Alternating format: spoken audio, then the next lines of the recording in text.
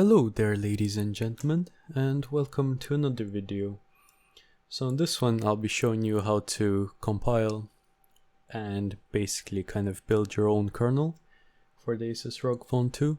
Now as a base we'll be using the Curie Sakura kernel XD here, primarily because I couldn't compile the stock kernel, but I managed to compile this one alright.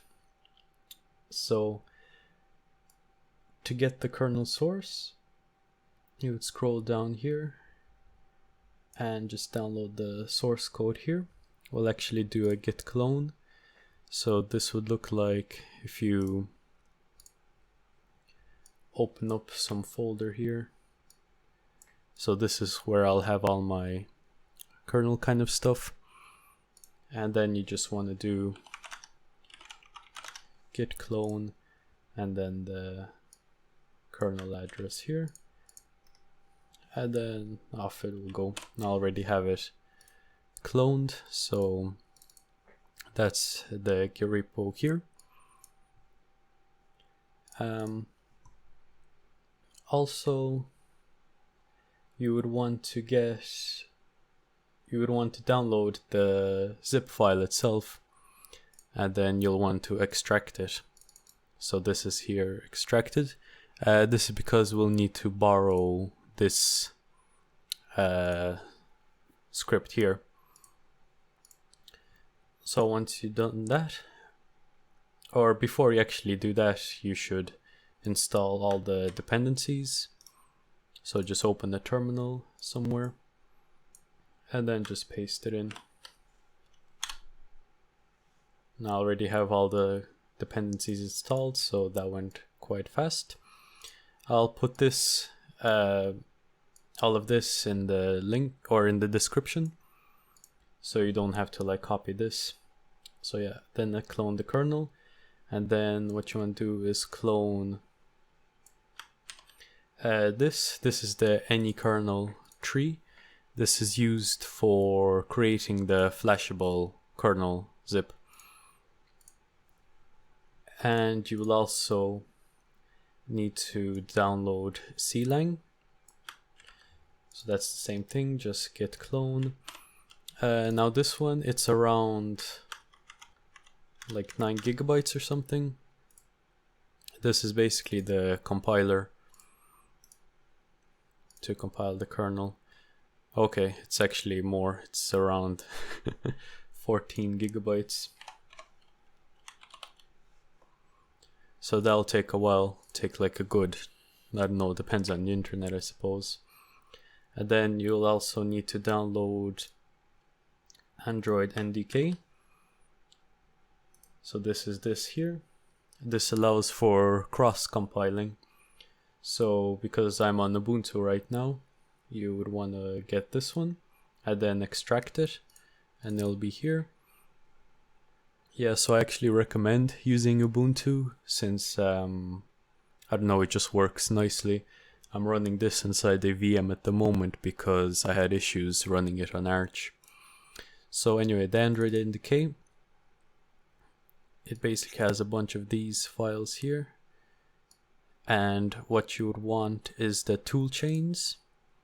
And then we'll be using this one, prebuilt, Linux, and then bin. Then over here we have like all the cross-compiling files that we need.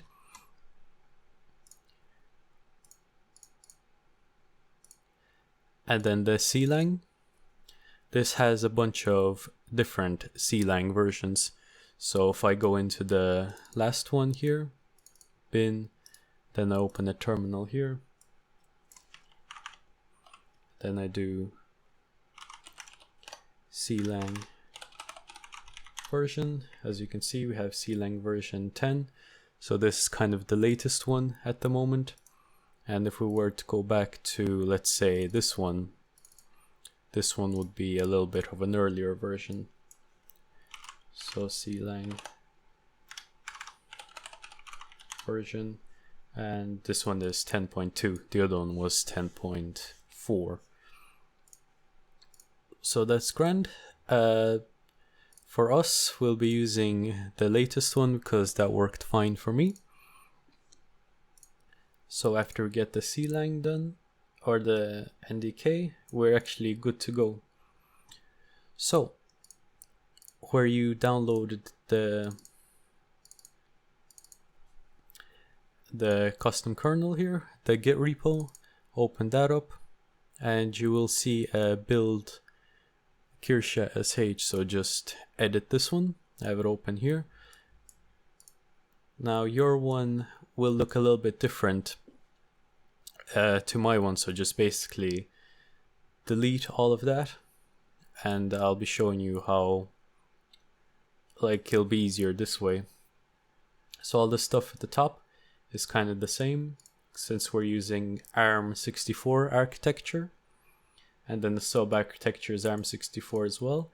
The clang path is the clang that I showed you before. So here, clang, then bin, and then just open this in terminal. And then to get the path, just type in pwd, and then you can copy this, and then that'll be the same thing. So I'll just close this for now. And then we add the clang binary to our path, and then we set this variable. We'll be using arch64 Linux. You can also use, this is inside the Android NDK, by the way. So inside here, toolchains, and we are using this one. But if you wanted to, you can actually use this one as well. I haven't tried it with this one, but a lot of tutorials and stuff use this one as well. But since we're using this one, we will go into bin, and then again open properties, or open terminal here, pwd, and then that's like a really easy way to copy it over. So after you copy over the bin here, you will also need to attach this at the end. This just means every one of these tools starts with this prefix.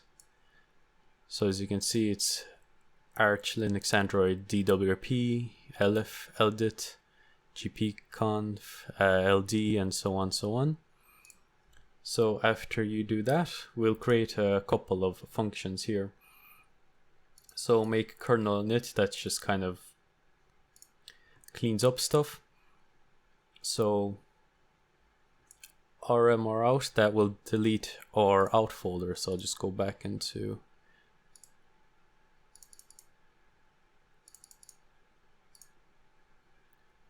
here. So there'll be, when we generate a kernel, there'll be an out folder here.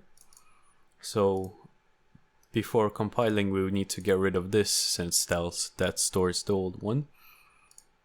And then we run make clean and make proper, which will just kind of put this folder into default state for a new kernel. And then we'll create the out folder again. And now we'll need to set a default config. So the config is located inside Arch, and we are using ARM64, and it's inside the configs. Now this Kirisukara def config, that's the one that this kernel here uses. So if you want to make like the kernel exactly the same as this, then you would use this config here. And when you make your own, for example, I have my own here, which is just like a little bit edited, then you can just use that config here. So for now, since this is our first time going at this, we'll need to set a default config.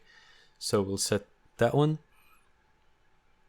And then to make the kernel, you kind of have like two options here. You can either like make the kernel and then kind of edit using menu config, which will create a new config file. So I'll show you that first, and then to compile the kernel simply, it'll just compile it based on this config here. And then the make headers you can ignore, I was just messing around with that. So first off, we'll run make and config, which will allow us to customize this config pretty much. So yeah, inside here, just open up a new terminal.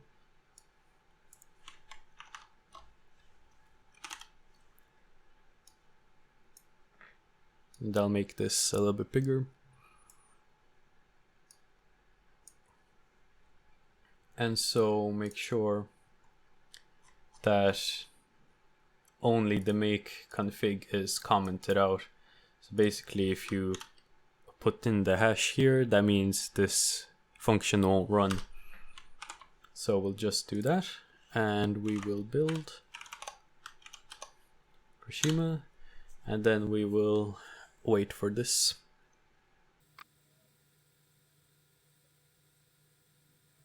Alright, so there we go. Now you can, this is basically customizing the kernel. So you can go into general options. You can put in, say, local version. This would be like the name of your kernel. So custom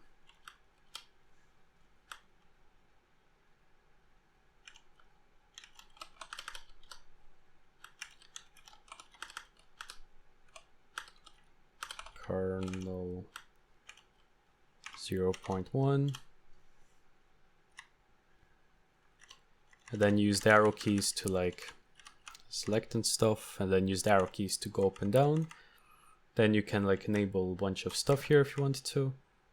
Now I'm not really sure what most of this stuff does, but most of the kind of important features are here in the networking, for example. If you wanted to add some extra drivers or whatever, you can like select by using space to toggle if you want the drivers or not. Then another one here is device drivers. So if we can go into, say, network or wireless, I forgot which one it's called. Yeah, network device support, for example. Then we can find some wireless one. Yeah, wireless LAN. And then you can select like a bunch of wireless drivers. Now, since we're using the custom kernel as a base, most of these are already selected, which is nice. So yeah, once you're finished selecting those, you can go back, go into like kernel hacking and stuff like that. Then enable like a bunch of these or whatever. And then once you're done, you can click on save. This will create a .config file, so click OK, then click exit, then exit, exit. And so right now, if we do ls -c, we should have a .config right here.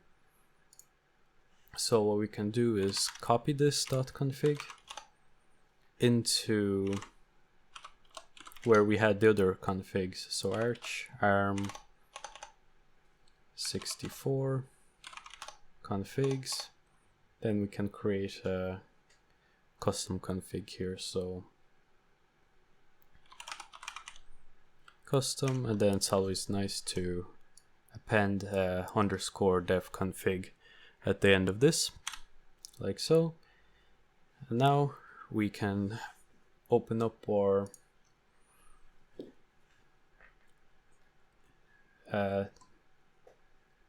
script here again, and so this time we'll just make the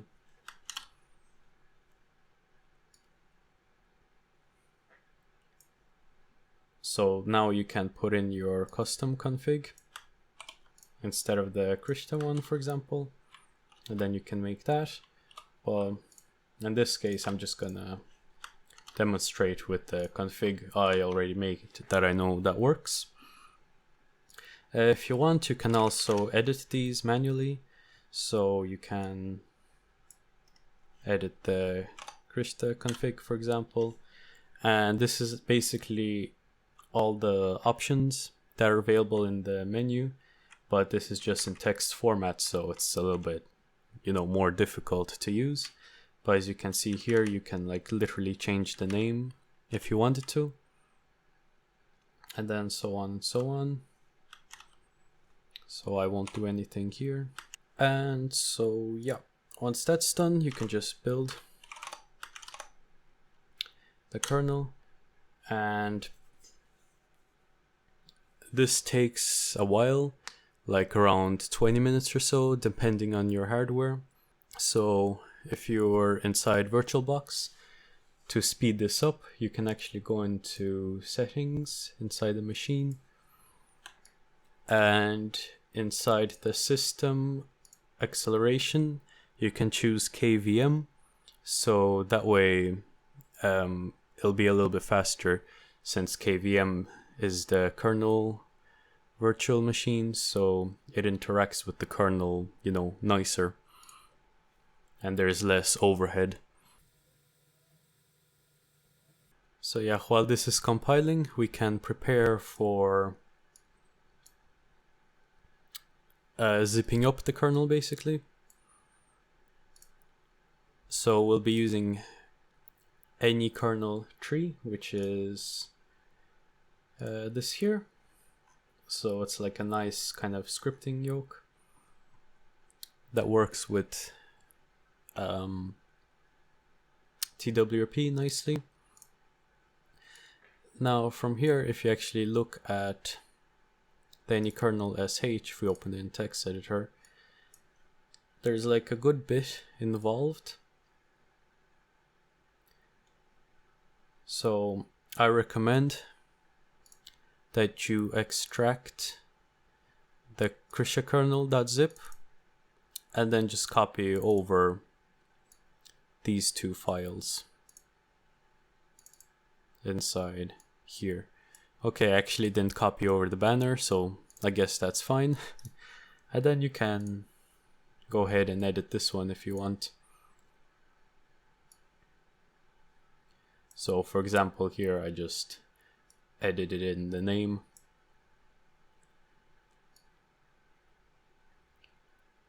Then anywhere you see UI print, you can just like put in whatever you want. And then when it finishes flashing, you could just put in, or starting to flash, just put in like custom message, so it's kind of cool. If you're doing this a lot, you would also want to make like a zip up file. So where our kernel image is actually going to be is in our out folder, and then the image jz.boot. I'll actually show you where that is later on. So what we want to do is copy it into here. Then we want to use a zip to create a kernel.zip file, and we want to zip up everything in this directory, but we want to exclude the .git folder and then all the kind of placeholders. So if you go into one of these, this is basically empty file for some of them. We want to exclude those. You want to exclude the readme, and you want to exclude kernel.zip if we have one, but like we don't, and also exclude this zip or this script because we don't need it. And then at the end, I just delete the kernel image that we copied because we don't really need it since it's already inside here. So just to keep things clean. So you don't have to do this, you can just run the command manually. That's pretty much all you need. But I find this, if you're doing the compiling like a bunch of kernels, it's handy to have some scripts that you just run and then they do like a few steps for you in one go, Alright, so I'll just let this go.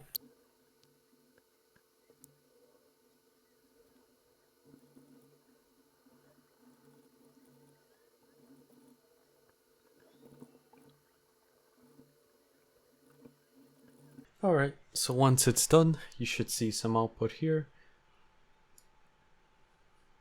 Now the most important bit is this. This is actually your kernel image. So it is found where your output folder is. So right here, architecture, and since we only compiled for the ARM64 architecture, there's only one file instead of last time when there was like loads. It's inside your boot, and then that's the one here. So if we open terminal here, type in pwd, we can see that it is inside this folder. So you can copy it over to a script here, and then the image. So once that's done, you need to open up a command prompt here, or terminal or whatever. Then you can delete the kernel, that zip that's already there. Well, you won't have one here, but if you did, you know, then just zip up kernel sh. It's gonna add a bunch of stuff. And now we have a new kernel.zip. So you'd want to copy this over to your phone. So on your phone, make sure you have USB debugging on. And with VirtualBox, you can actually, if you go into devices, USB, you can find your phone here. So you can do adb fast, or adb I mean devices,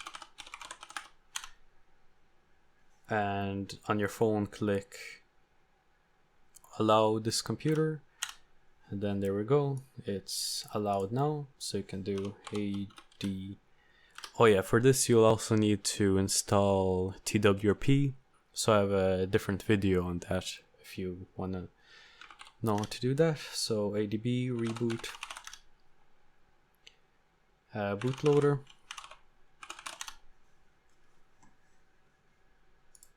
then so here's the phone, and we want to go into the recovery.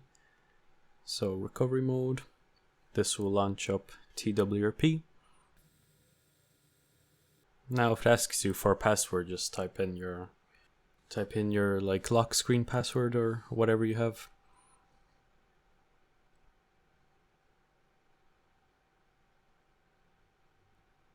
Alright, so once you're here, you can either drag the file over, but I just find it easier to just push it over. So adb push kernel.zip, and then we'll push it into SD card download. And there we go, we pushed it over. So now if we go into install, it should be inside your download folder. So there it is. So, and then add more zips, and you want to add in your Magisk installer as well, and then just swipe to confirm. Then you should see, if you changed the any kernel text, you should see some custom text here. So as you can see, flashing terminal heatsink 0.1 or whatever, and then this followed by the, there we go, enjoy your beast, and then followed by Magisk installer. Then once that's done, your phone should be able to reboot if the kernel works. So reboot system.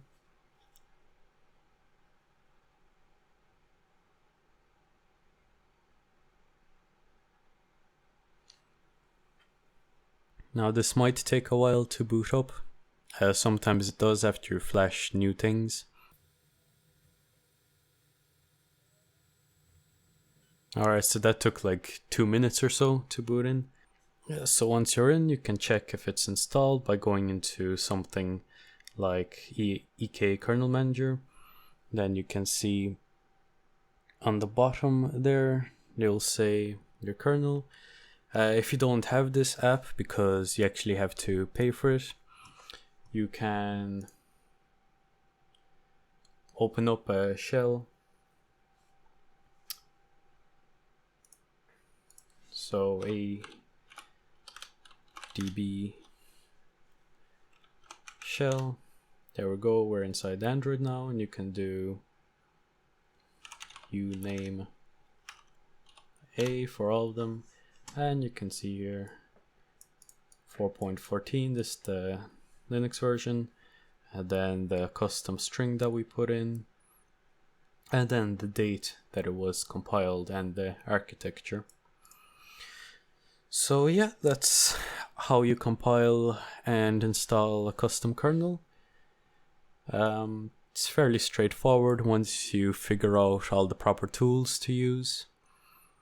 So yeah, thanks for watching, and bye bye.